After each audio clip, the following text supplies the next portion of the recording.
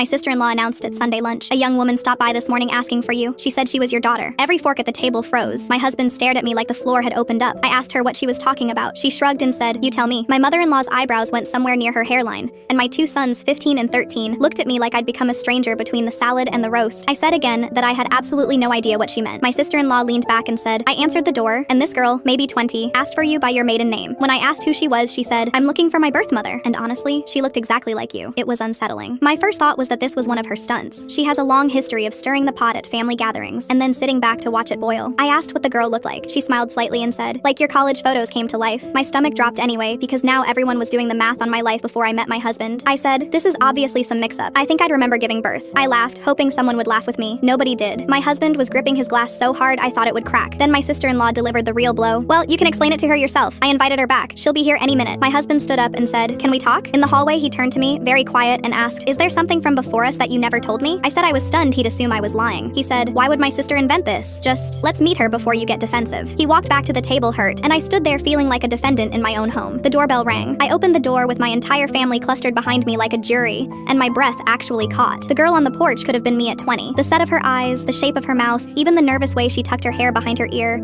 a gesture my own mother teases me about. She said softly, "Hi, I think you might be my mom." I told her I was sorry, but we'd never met. She nodded like she expected that and said, "I know this is a shock. I was placed for adoption. My birth mother never told anyone. I just wanted to see where I come from. Can I come in for a minute?" I asked her the one question that mattered. What agency? What hospital? What year? She said her file was sealed and she'd promised the caseworker not to share details until things were official. But she pulled out a folded paper, a DNA ancestry report listing a maternal match with my maiden surname. Anyone can type up a PDF. I said so, gently. My mother-in-law hissed my name like I'd slapped the girl. She asked if she could just stay for lunch, hear about the family, and then she'd go and never bother us again. That did it. My sons pulled out a chair for her. My husband softened. Within an hour, my boys were showing her family albums. My mother-in-law was pressing seconds onto her plate, and my husband kept glancing between our faces, cataloging the resemblance. She said very little. She listened, and she watched, and she asked where everyone was sitting for the group photo, and who lived in the house, and who didn't. Something about how little she gave and how much she gathered kept a cold knot in my chest. She excused herself to the bathroom. 10 minutes passed. I knocked. Nothing. The window over the tub was wide open, curtain flapping. Then my husband called from upstairs and his voice was wrong. His watch collection, my grandmother's rings, the emergency cash envelope from the closet, gone. The police told us there's a small crew working the region. They research a target through social media, pick a relative to impersonate,